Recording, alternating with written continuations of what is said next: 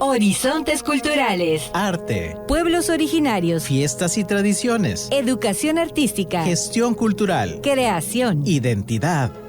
En Horizontes Culturales vamos al encuentro de espacios para la convivencia y la imaginación. Horizontes culturales. Un programa del Instituto Sonorense de Cultura. Bienvenidos a una nueva edición de Horizontes Culturales, un programa del Instituto Sonorense de Cultura en colaboración con Televisión Educativa. El día de hoy tenemos la presencia de Carlos Licón, fotoperiodista e investigador visual. Carlos, bienvenido. Gracias, Omar. Es una alegría estar aquí con ustedes. Carlos, hay una relación que nos une de larga data nosotros. En 2016 trabajé en un periódico, te entrevisté. De ahí salió que tú le diste portada al libro que ganó el concurso del libro sonorense, que es una maravilla la fotografía. Después hemos comunicado intermitentemente, pero siempre te he seguido tu trabajo porque te me haces un fotógrafo genial. Desde Noches de Perro, que fue la primera exposición que vi tuya. Y lo que veo es una evolución constante, totalmente constante de Noches de Perro. Tienes trabajo anterior hasta lo que tenemos ahorita como un fotoperiodista ya a nivel nacional. Lo primero que quería preguntarte es ¿cómo es tu primera relación con la imagen? ¿Cómo se fue dando? Aspectos relacionados con la emocionalidad de la imagen, por ejemplo, con su valor documental a partir de la experiencia estética y el uso estratégico que hacemos de ella para comunicarnos desde esa parte activa de la mirada, tienen que ver con mi infancia. O sea, mi infancia está como atravesada por textos y por fotos para crear un vínculo entre mi madre, mi padre, en Ciudad de México, yo acá con los abuelos. Y la forma de poder avanzar y saber cómo nos iba era a través de cartas y de fotografías. Yo pienso que desde ahí la conciencia visual comienza como a desarrollarse como parte integral de mi personalidad como humano. ¿Qué encontraste en el lenguaje visual que te jaló tanto a punto de que decidieras dedicar 100% tu vida a esto? Me parece que no es inicialmente una decisión como consciente. Sin embargo, a la distancia yo lo que puedo identificar se relaciona mucho con esta parte de que somos imágenes. O sea, vivimos entre imágenes. Desde que despertamos hasta que anochecemos, estamos conviviendo con ellas. Por los teléfonos, por el periódico, por la televisión, en los anuncios en la calle. En aquel momento tendría que ver más con la generación X, que es como la televisión, o sea, es decir, nos formamos con contenidos que absorbíamos desde la televisión, esa pantalla que ahora ya convive con otras, ¿no? Es un diálogo que se empieza a establecer en donde las ideas se transmiten con imágenes, pero también de repente con textos, con audios, con sonidos y digamos, este despliegue de las imágenes en muchas áreas de nuestra vida y nuestra capacidad cognitiva marca, o sea, orienta la forma en cómo nos orientamos, nos conducimos por el mundo, ¿no? Nuestras experiencias tienen sentido a partir de las imágenes que vemos. El lenguaje visual, en todo caso, representó como ese lugar amable para sentirse cómodos, para poder entender lo que sucedía en un entorno inmediato que no era posible desarrollar con la palabra, ¿no? O sea, con las otras personas. Pues además, cuando hay diferencias de edades, el lenguaje se convierte como en un punto común universal, en donde casi con las puras imágenes podemos como establecer relaciones. Pues. Carlos, vivimos en una época de sobresaturación de la imagen, donde consumimos irreflexivamente en TikTok la llamada hedonia depresiva que decía Mark Fisher con del scrolling y todo esto. ¿Cómo se hace para darle un ordenamiento, para un filtro, para darle un sustento teórico, digamos, a lo que estamos consumiendo cuando es imagen? Me parece que no tendríamos que plantearnos para todos una necesidad de ordenar teóricamente. Eso solo es como una vertiente necesaria, más acá en el Estado, más en México, en Latinoamérica y sobre todo en el mundo, en las circunstancias contemporáneas. Sin embargo, lo que creo que sí es importante poner en la agenda de la discusión cotidiana, en cualquier espacio, cualquier esfera, es que cuando es pensar en este paralelismo de, por ejemplo, cuando nos formamos institucionalmente, que habría que desinstitucionalizarnos, ahorita iremos hacia allá, nos instruyen en la palabra escrita por un acercamiento instrumental, digamos, ¿no? Nos van formando en la ortografía, en las reglas gramaticales, en sus conjugaciones, a tal modo que logramos aprender un lenguaje que tiene ciertas reglas, y para eso ocurre un margen de tiempo importante. En la imagen sucede lo mismo, y sin embargo con la facilidad que llegamos a ella, dejamos de lado y desestimamos la importancia de que es igual un lenguaje como la palabra escrita, que tendríamos que tomar muy en serio, digamos, su poder como instrumento político para decir, así como lo es la palabra. O sea, con la palabra podemos dar vida o podemos dar muerte. Es igual con las imágenes. Desde ahí el concepto de alfabetidad visual ahora se empata mucho con alfabetidad tecnológica, pero previo a eso, o sea, digamos, el origen está en la imagen, al menos casi hace poco menos de 2 siglos. Entonces, tan cerca de nosotros y a fuerza de verla, que pasa desapercibida, ¿no? Hace unos meses estuvo aquí con nosotros Joel Montoya, ahí hablábamos un poco del tema de precisamente lo que estás comentando, la alfabetización o el analfabetismo visual que existe, muchas veces impulsada desde las propias instituciones educativas del mundo, no solo de México. ¿Cómo se batalla, cómo se lucha? Porque también recuerdo que Bidler en su libro de La filosofía de la caja negra hablaba mucho de ir educando al espectador o a la persona en general sobre cómo ir desentrañando. ¿Cómo se logra una alfabetización visual? Flusser nos dice que las imágenes son superficies significativas y que tienen el poder de hacer eso intangible, real, ¿no? Habla de que habría que como discutir mucho de dónde viene el programa de los aparatos, en este caso fotográficos, con los que nos comunicamos al hacer imágenes, con una facilidad excelente, pero también contradictoria. ¿Por qué? Porque si vamos haciendo la derivación, o sea, de que obedecen a un programa, y ese programa tiene que ver con la cultura técnica o tecnocientífica, habría que pensar entonces de qué criterios científicos, de qué ciencia occidental estamos hablando, o de qué colonialismos estaríamos como participando, para hacer una reproducción de esos programas, no nada más tecnológicos, sino que también ideológicos, que estamos reproduciendo constantemente con nuestras prácticas. O sea, es decir, hay posibilidades de interpretación, de repetición y de lectura, como humanos posibles hay, ¿no? Entonces imaginemos hacia quién estamos abonándole con nuestras prácticas, sobre todo cuando no consideramos estos aspectos. No para entrar en una conspiración, sino para entrar en una arena, digamos, de un sentido crítico que nos deje un poco menos indefensos ante el universo, ¿no? De las imágenes estas de nuestro alrededor. Mencionas un concepto que siempre me llama mucho la atención, que es el de colonizar. Con Octavio Avendaño, coordinador de artes visuales del ISC, se han hecho varios círculos de lectura sobre cómo se debe de colonizar la mirada. ¿Cómo se rompe esos patrones? Decolonizar, con D. Sí, ok, Mira, me parece que no es algo nuevo, pero es algo que ahorita está tomando como posición, que es voltear a ver a lo colectivo, a lo comunitario. O sea, es decir, digamos que tanto la relación de ciencia, arte, tecnología, en contextos de educación, digamos, sobre todo institucional, han priorizado el acercamiento a las metodologías de la imagen, a los discursos visuales, desde el periodismo, la comunicación, por ejemplo, y sobre todo empresas mediáticas, desde una sola mirada, o sea, una sola mirada que ve al otro como algo externo, algo separado de nosotros. En cambio, una tradición profundamente fértil que siempre ha existido en Latinoamérica sobre todo, tiene que ver con crear relaciones y vínculos que son hechos desde adentro, desde los lados y de abajo hacia arriba, o sea, es decir, rompiendo esta verticalidad, pues, ¿no?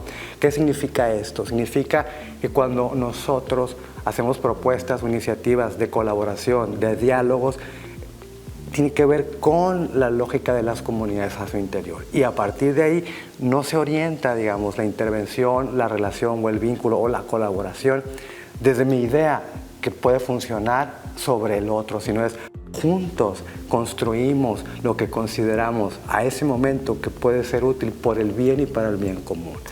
Okay. Es romper paradigmas de lo que decías de la verticalidad, abogar por la horizontalidad. En tu trabajo como investigación vemos que temas muy centrales es el poder, es la memoria. ¿Cómo aterrizar desde el discurso a la práctica tu trabajo periodístico? ¿Cómo se logra englobar y meter todos estos aspectos retóricos y discursivos a tu trabajo de campo?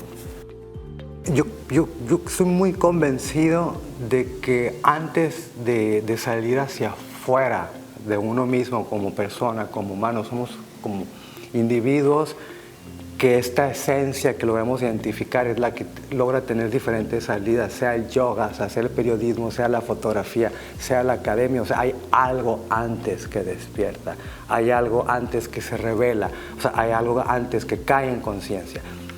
Esta conciencia puede ser narrativa, puede ser visual, puede ser, digamos, periodística, académica. En cualquiera de los casos, me parece que uno no puede, digamos, abordar los temas que no están en uno, implicados directamente. Y si yo podría como agradecerte que me relaciones con la memoria, que es como un listón muy grande, o el periodismo, tendría que ver más con la inquietud del desafío y del esfuerzo que implica estar inconforme, ¿no? O sea, es decir, es más fácil pues no rebelarse, ¿no? Y en ese sentido, como persona, ocurre como inicialmente y luego las salidas, digamos, se van dando de manera natural. En este caso, pues sería como desde el periodismo fotográfico, como reportero gráfico, que es como una categoría distinta porque implica como desde abajo, o sea, desde a pie, o sea, recorrer las entrañas de un espacio, sea aquí o sea fuera del país. O sea, es decir, este pulso, esta vocación por hacer contacto con las personas, con los humanos, con la vida, más que desde un prejuicio abordarlos. Y la memoria, en todo caso, se construye a partir de vínculos que vamos formando con un diálogo, con una empatía, con un respeto, y eso permite como construir unas relaciones que aportan no nada más a una memoria, digamos, comprensiva de lo social, de lo histórico, sino de lo colectivo, o sea, de lo humano, de lo sensible, de lo que late, ¿no? Claro. Carlos, escuchándote me da la impresión, y tú sabrás corregirme si estoy equivocado, como que hay un discurso de cierto tipo de anarquismo epistemológico en la forma en la que comprendes la vida, sin no acumulación de poder, horizontalidad. A nivel estético y estilístico, ¿cómo ha sido tu evolución como fotógrafo? Me encanta la palabra anarquismo epistémico o epistemicidio de la ontología, ¿no? Ok. Viva, ¿no? Humana, sensible, intuitiva. La experiencia estética es un motor que está en todos y todas nosotros y que nos orienta para tomar decisiones y producir sentido de las experiencias que vamos viviendo día con día. En mi caso tiene que ver con un reflejo tangible que llega a las imágenes que he producido de forma distinta en distintos proyectos. Yo noto ese cambio porque son inversamente proporcionales a mis estados de ánimo y emotivos que en coyunturas específicas de la vida han dado como una salida a proyectos muy interesantes de mi portafolio.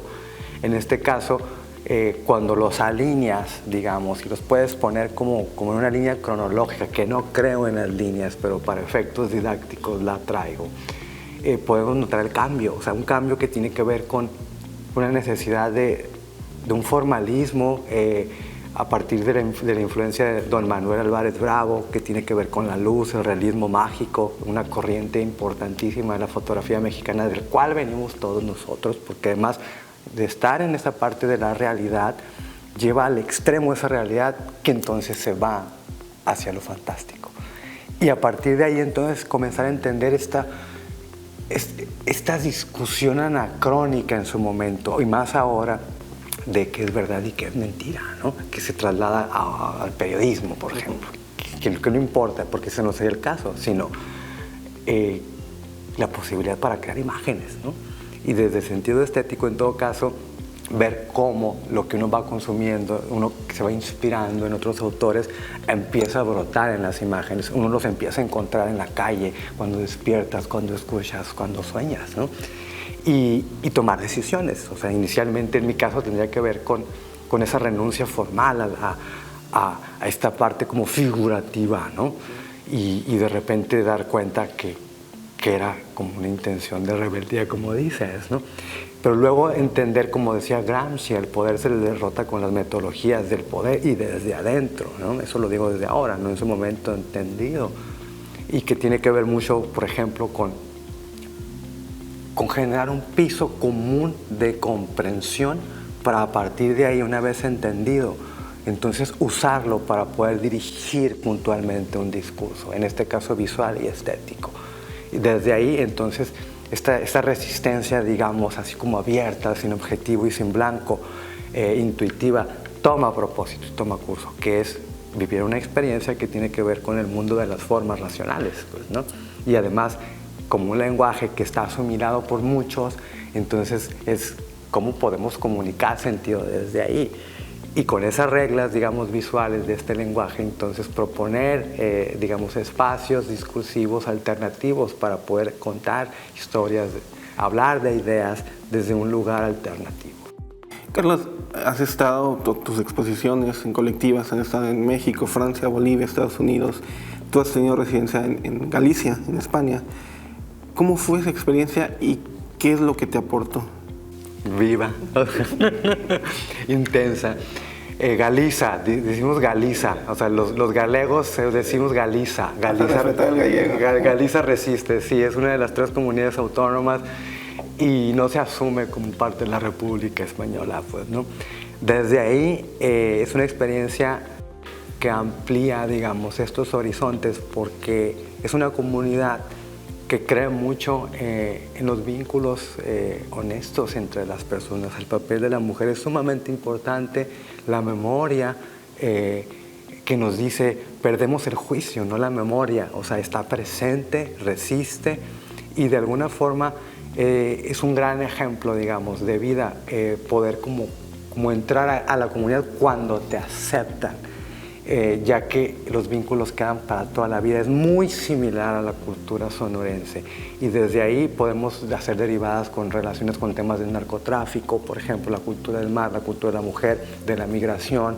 O sea, es decir, los paralelismos son interesantísimos porque generan como puntos de contacto para poder abrir conversación al margen del lenguaje, y en ese sentido ir como a investigar la trayectoria de los fotógrafos del post-franquismo, de la dictadura franquista española.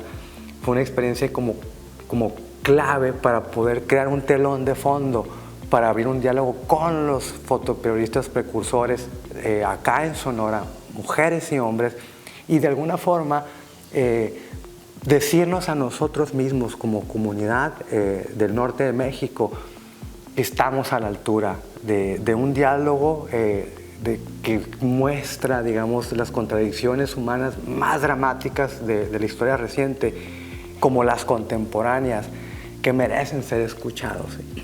Armar un diálogo entre Galicia y Sonora representa la oportunidad de poder dejarnos en claro el poder de la imagen en ambos contextos como una necesidad para poder abrir un diálogo sobre los temas imperantes que urgen ser tratados y retomados. Carlos, previo a la entrevista hablabas de la sombra y de la luz como dos puntos que son excluyentes, digamos, y luego ya en un proceso de comprensión esa es una frase que me gustó mucho, que como péndulo. Se me vino mucho a la mente este libro de Tanizaki, El elogio de la sombra, creo que es, de que en Japón, en Occidente le tenemos miedo a la sombra, y en Japón trabajan con la sombra, se dejan... ¿Cómo ha sido tu proceso en este trabajo de ir tanto como en cuestión estética de la construcción de tu obra, como en cuestión personal? ¿Cómo ha sido este proceso de lograr el equilibrio, que creo que es en el punto en el que estás ahorita, de saber que ni perteneces a la sombra ni perteneces a la luz? Recordemos que solo basta un cerillo para iluminar todo un salón oscuro. Desde ahí, integración, o sea, es decir, somos luz y somos sombra. La visión de la mentalidad de la cultura occidental teme a la sombra, la estigmatiza, la persigue y la trata de apagar con mucha luz. Recordemos que mucha luz ciega también. En todo caso, de lo que se trata es de indagar en la alegoría de esta gran metáfora de lo que podemos asociar por luz y sombra, esa batalla entre el bien y el mal, ¿no? O sea, entre Occidente y Oriente, entre los buenos y los malos, ¿quiénes son qué cosa, no? Esas dos fuerzas, en todo caso, vivas, vitales, están en cada uno de nosotros y de nosotras, pues. Y desde ahí entender que somos luz y somos sombra, y que ser conscientes de esas fuerzas para co-crear realidad o destruirla es importantísimo, porque es lo que hacemos todos los días. O sea, es decir, si bajamos la reflexión a la vida cotidiana, o sea, cuando estamos ensombrecidos, que no vemos, o sea, somos capaces de abordar de la peor forma una situación. Cuando estamos iluminados con la calma de su brillo, podemos ver en lo tenso, en lo denso, la oportunidad de la calma, ¿no? En todo caso, en la tormenta uno es el que mantiene el eje, pues, o sea, y la idea es elegir, o sea, concientizar que en mi caso, por ejemplo, ha sido a través de la foto poder llegar a esas reflexiones que la vida, que el día, o sea, representa esta parte del orden, la estructura, estas creencias con las que nos identificamos hacia la estructura de afuera, laboral, académica, social, familiar, cultural, pero en la noche algo sucede contrariamente, que es la improvisación, el caos, el orden, la intuición, porque no nos ve nadie. Entonces, ambas fuerzas están vivas en nosotros, y darle salida a ambas significa poner en paz a nuestros demonios, ¿no? O sea, y convocarlos a la mesa para atenderlos, y en todo caso darles el lugar que se corresponde, porque son parte de uno mismo. Claro. Carlos, ¿qué tienes pensado para el futuro? ¡Qué bonita pregunta! Ok, plantas, plantas, plantas, plantas. Muchas plantas. Plantas y servicio, ser de utilidad. Eso me mencionas también afuera de que habías como que encontrado esta vocación por servir, no a alguien, sino en general a la comunidad. En ese sentido creo que entra el taller que tuviste, que es parte de tu tesis para doctorado, de la rebeldía de la mirada. ¿Cómo fue esa experiencia para ti? Una mirada despierta al interior del barrio de la Hacienda de la Flor y toma conciencia de la construcción de estereotipos que suelen estigmatizar la cotidianidad de sus vivencias desde la visión institucional, de los medios y de este hábito mental de la sociedad desinteresada en preocuparse por saber qué sucede ahí adentro. ¿Qué nos dice esto? Que en realidad las comunidades estamos preparadas con todos los recursos necesarios, tanto de agencias visuales como discursivas, para actuar políticamente. ¿En dónde? En el terreno de las ideas y en el terreno de la acción. ¿Esto qué significa más específicamente? Que hay que, digamos, asumir que ya es momento de poder construir discursos desde un punto de vista más horizontal, que considero como la posición de actores que históricamente no han sido como tomados en cuenta para crear versiones de un relato que ya no nos representa. La comunidad de la Hacienda de la Flor representa el claro ejemplo de que esto es posible aquí, en el corazón de la ciudad, alrededor del Cerro La Campana, el ícono de esta identidad de la familia tradicional, tanto de Hermosillo como de Sonora, y de la historia de Sonora hacia el centro del poder. Y en todo caso, refleja, digamos, los fracasos desde el arte institucional como museo, pero también la voluntad de abrir programas experimentales desde la fotografía y con autores independientes para poder crear vínculos desde sus agencias, sus experiencias y sus habilidades con la comunidad, y entonces tratar de plantear, digamos, desde un lugar distinto relaciones que antes estaban rotas en cierta forma. Bueno, Carlos, se nos acabó el tiempo, lamentablemente nos hubiéramos podido ir de corrido. Te agradezco mucho por tu conocimiento, por Gracias a ustedes y a ti, Omar. Esto fue una nueva edición de Horizontes Culturales. Estuvimos con el fotoperiodista e investigador visual Carlos Licón, para que lo sigan. Muchas gracias y nos vemos la siguiente semana. Gracias. Horizontes Culturales. Arte, Pueblos originarios. fiestas y tradiciones, Educación artística. gestión cultural, Creación. identidad. En Horizontes Culturales vamos al encuentro de espacios para la convivencia y la imaginación. Horizontes Culturales. Un programa del Instituto Sonorense de Cultura.